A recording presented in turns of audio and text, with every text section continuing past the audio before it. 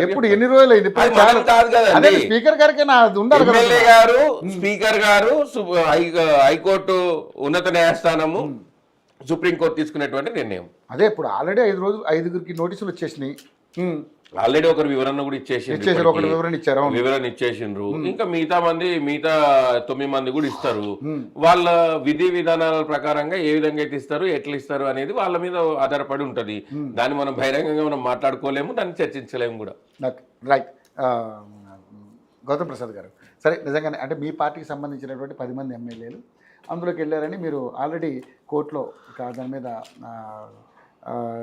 దాఖలు చేశారు. బట్ ఇక్కడ సిచ్యువేషన్ ఏంటంటే ఇది ఎప్పటి నుంచో నలుగుతున్నటువంటి అంశం. ప్రతిసారి కూడా మీ కోర్టు నుంచి ఒక మంచి ఆదేశాలు వస్తాయనుకున్నారు, కానీ ఇంకా రాలేదు. బట్ ఏదో మొత్తానికైతే ఇప్పుడు 5 నోటీసులు అయితే ఇప్పించగలిగారు. సో ఏంటి, మీరేం ఉప ఎన్నిక వస్తుందని చాలా గట్టి నమ్మకంతో ఉన్నారు. సో ఏంటి పరిస్థితి, మరి వచ్చే అవకాశం ఉందంటారా ఏంటి? అంటే మా పార్టీ మారిన ఎమ్మెల్యేల విషయంలో వాళ్ళు అంటే రాజ్యాంగబద్ధంగా మనం ఏ విధంగా అయితే వ్యవహరించాలనో ఆ విధంగా వ్యవహరిస్తే తప్పనిసరిగా ఉప ఎన్నికలు రావాల్సిందే. లేదు మేము రాజ్యాంగానికి విరుద్ధంగా కాలయాపన చేస్తాం, నోటీసులు ఇచ్చేసి ఊరుకుంటాం, వాళ్ళ సమాధానం ఇంకా రాలేదని చెప్పేసి కాలయాపన చేస్తాం. ఆ కాలయాపన విషయాన్ని కోర్టుకు తెలియజేస్తాం. కోర్టుకు తెలియజేసిన తర్వాత కోర్టు మళ్ళీ ఒక ఆర్డర్ ఇస్తుంది. ఆ ఆర్డర్ ఇచ్చిన తర్వాత దానికి అమలు చేయడానికి ఇంకో 2 నెలలు టైం తీసుకుంటాం. ఆ 2 నెలల తర్వాత మళ్ళీ ఇంకొక నోటీస్ ఇస్తాం. ఇప్పుడు ఒక 5 ఇచ్చినాం, నెక్స్ట్ కొత్త వాళ్ళకి ఇస్తాం. వాళ్ళ దగ్గర నుంచి ఒక ఆన్సర్ వస్తుంది, అది మళ్ళీ కోర్టుకి. ఈ రకంగా చేసుకుంటూ పోతే లాక్కుంటూ పోతే రాజ్యాంగ విరుద్ధంగా వాళ్ళు చేస్తానంటే చేయని, అది వేరే సంగతి. రాజ్యాంగబద్ధంగా మనం ఏదైతే పార్టీ ఫిరాయింపుల చట్టం ఉందో, ఒక పార్టీ మీద గెలిచిన మనిషి ఆ పార్టీ కాకుండా వేరే పార్టీలోకి వెళ్తే వాళ్లకు చీము నెత్తురు, మంచి చెడు, దమ్ము ధైర్యం ఏదన్నా ఒంట్లో కొంచెం ప్రవహిస్తే అంటే మీరు ఇంత పెద్ద డైలాగ్ వాడద్దు. వినండి కొంచెం వినండి.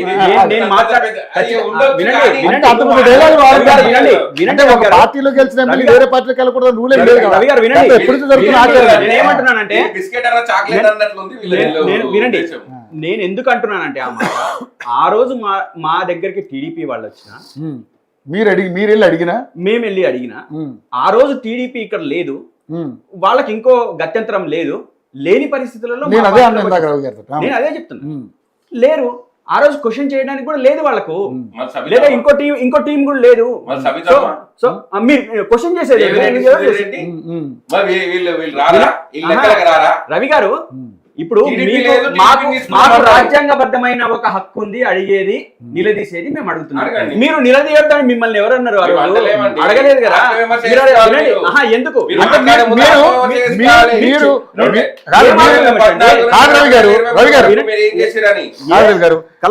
స్థాయిలో వాళ్ళు ప్రశ్నించలేదు, చేయలేదు. మీరు వాళ్ళు ప్రశ్నించే స్థాయి ప్రశ్నించలేకపోయారు.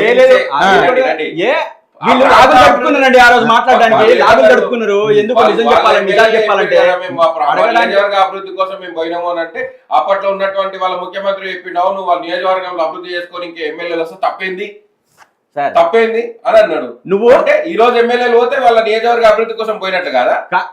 అదే చెప్పు మరి, అదే చెప్పండి. తప్పేముంది? అదే చెప్పండి.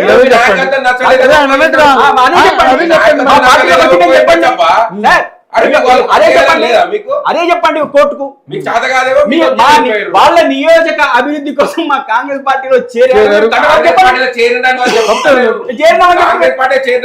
రీసెంట్ గా నాయకత్వం నచ్చలేదు, ముఖ్యమంత్రి గారు మంచిగా అభివృద్ధి. అదే చెప్పమనండి, తప్పేముంది? అదే చెప్పమనండి సార్, నేను అదే అంటున్నా. అదే చెప్పమనండి, మేము అదే చెప్తున్నామా? అదే చెప్పండి. మీ పార్టీకి అదే చెప్పండి. మీ పార్టీకి సభ్యత్వం లేదు, పార్టీ పెట్టినప్పటి నుంచి 4 సార్లు కూడా కమిటీలు వేసలేరు. మరి మీరు పార్టీ నువ్వు మాట్లాడే మన చర్చ మాట్లాడేది ఎక్కడ ఉంటే నీకేమైతుంది? అదే చెప్పండి. కాదు చెప్పండి. కాదు రవి గారు, అది నేర్చుకున్నారు. అవును, చేర్చుకుంటే వాళ్ళు ఏమన్నారు ఏదో సాధారణ చేర్చుకోలేదు, ఆయనే వెళ్ళాడు. సాధారణ సభ్యత్వం అండి అని అన్నారు. ఆయన కూడా అది స్వీకరించిండు. అట్లా మీ పార్టీలో ఏ రోజు ఏదన్నా లీడర్ కి ఇచ్చిండ్రా? మేము అట్లాంటిది ఏమన్నా మేము మా దాంట్లో ఎమ్మెల్యే స్థాయిలో వెళ్ళలేదు. మాట్లాడుతున్నారు ఆయన తెలంగాణ ఉద్యమకారుడు. తెలంగాణ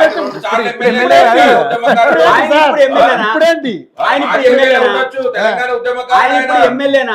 మీరు చేసినటువంటి ద్రోహానికి మీరు చేసినటువంటి మోసానికి మీ పార్టీని ఎండగట్టి బయటకోండు. 10 ఏళ్ళు వాళ్ళు అక్కడ అనుభవించేసి ద్రోహం చేశాడు ఆ పార్టీ. 2007లో ఆయన పెళ్ళైన 4వ రోజుకి ఆయన పార్టీ కోసం వేల మంది ఉప వ్యక్తి ఎవరి రాజకీయ లబ్ధి కోసం వాళ్ళు ఎటున్నా వెళ్తారు కానీ అది 10 ఏళ్ళు అక్కడ 2 సార్లు ఎమ్మెల్యేగా గెలిచి అచ్చంపేట నియోజకవర్గం నుంచి 3సారి టికెట్ ఇచ్చారు. అక్కడ ఉన్న వ్యతిరేకంగా ఓడిపోవాల్సింది. సార్ నేనేమంటున్నానంటే చర్చకు నిలబడే మాటలు మాట్లాడమని, నిలబడే మాటలు మాట్లాడొద్దని చెప్పండి. మీరు ఏ ఎమ్మెల్యేల విషయంలో మీరు ఏం చెప్పదలుచుకున్నారు? నిజాయితీగా కోర్టుకు చెప్పండి. కాదు, రిపోర్టర్ అడిగిన క్వశ్చన్ కి కడియం శ్రీహరి గారు ఏ పార్టీలో ఉన్నా సరే ఏ పార్టీలో ఉండాలి ఆ పార్టీలో ఉన్నాను ఇదే సమాధానం.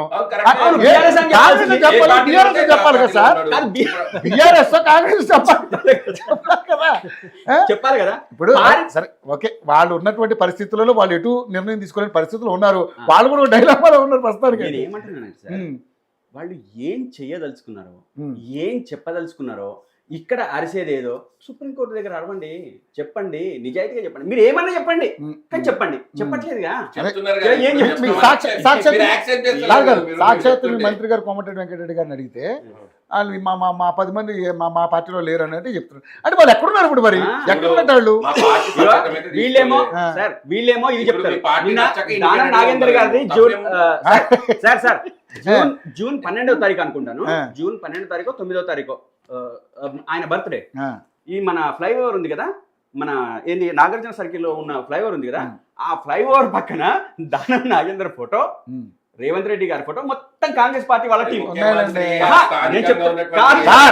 దానం నాగేంద్ర గారు సికింద్రాబాద్ నుంచి ఎంపీ స్థానానికి పోటీ చేశారు సార్. మరి రాజీనామా చేయకూడదు, దాన్ని ఏమనాలి మరి? వాళ్ళు పార్టీలో లేరు అని అంటే కాంగ్రెస్ పార్టీ అదేది ఫ్లెక్సీ, ఆ ఫ్లెక్సీలో వీళ్ళందరూ ఉన్నారు. ఒక స్థానిక ఎమ్మెల్యేగా కాదు, వీళ్ళ కాంగ్రెస్ పార్టీ నాయకుడు అభినందనలతో జన్మదిన శుభాకాంక్షలు అని చెప్పేసి పెట్టింది. సార్ మీరు పెట్టుకోండి సార్, మేము కాదనట్లేదు. మీరు ఏం చేసుకుంటారో చేసుకోండి, మేమేమి కాదనట్లేదు. మీరు అంటున్న దానికి మేమేమి అడ్డు చెప్పట్లేదు. మీరు ఫ్లెక్సీలే పెట్టుకోండి, ఇంకేమన్నా పెట్టుకోండి, ఎక్కడన్నా పెట్టుకోండి, మాకు సంబంధం లేదు. ఎక్కడన్నా పెట్టుకోండి, కానీ ఏందో చెప్పండి. అది ఏందో చెప్పండి. ఇప్పుడు నిజంగానే గూడెం మైపాల్ రెడ్డి గారి పరిస్థితి కూడా ఏంటో మరి. ఆయన ఎక్కడున్నాడో తెలీదు, ఏ పార్టీలో ఉన్నాడో తెలీదు. ఫోటోలు మారుస్తారు. ఫోటోలు పెట్టుకుంటే ఏ పార్టీలో వైపేమో కేసీఆర్ ఫోటో పెడతారు, ఒక అవసరం అంటే వాళ్ళ ఫోటోలు కూడా సందర్భాన్ని బట్టి అంటే ఫోటోలు కూడా మార్చే పరిస్థితి ఉంది. అంటే వాళ్ళకే డైలమా పరిస్థితి. సో నేను అనేది కూడా వాళ్ళు అడిగేది ఇప్పుడు ఏదో ఆ క్లారిటీ ఏదో చెప్పండి, వాళ్ళకని అర్థం అవుతుంది కదా. ఇప్పుడు అది పెద్ద ఇష్యూ కింద ఉంది. సరే మీరు మాట్లాడడం అయిపోయిందా? నాది అయిపోయింది సార్, వాళ్ళు చెప్పాలి సార్. ఇంకా చెప్పడం లేదు. మీరు చెప్పండి సార్ ఫైనల్గా. నిజంగానంటే ఇప్పుడు ఈ ఫిరాయింపుల చట్టం అసలు తీసుకొచ్చిందే కాంగ్రెస్ పార్టీ. వాళ్ళే ఉల్లంఘించారు, అది అందరికీ తెలిసిన విషయమే. సో నిజంగానే మరి ఈ 10 మంది ఎమ్మెల్యేలు ఎక్కడున్నారో ఏంటో, ఏ స్థాయిలో ఉన్నారో, రేపొద్దున వాళ్ళు మళ్ళీ ఎమ్మెల్యేలుగా ఉంటారో లేదో అది ఎవరికి తెలియని అంశం. సరే దాని మీద ఇప్పుడు ఇష్యూ ఉంది. అలా ఒక తూతు మంత్రం కదా, ఒక 5 అయితే నోటీసులు ఇప్పించగలిగారు. సో ఇంకా క్లారిటీ రాలేదు. సో ఏంటి బీజేపీకి దీని మీద మీ అభిప్రాయం ఏంటి అసలు? నేను ఏమంటున్నానంటే ఇప్పుడు 1985లో ప్రధానమంత్రి రాజీవ్ గాంధీ ఉన్నప్పుడు 52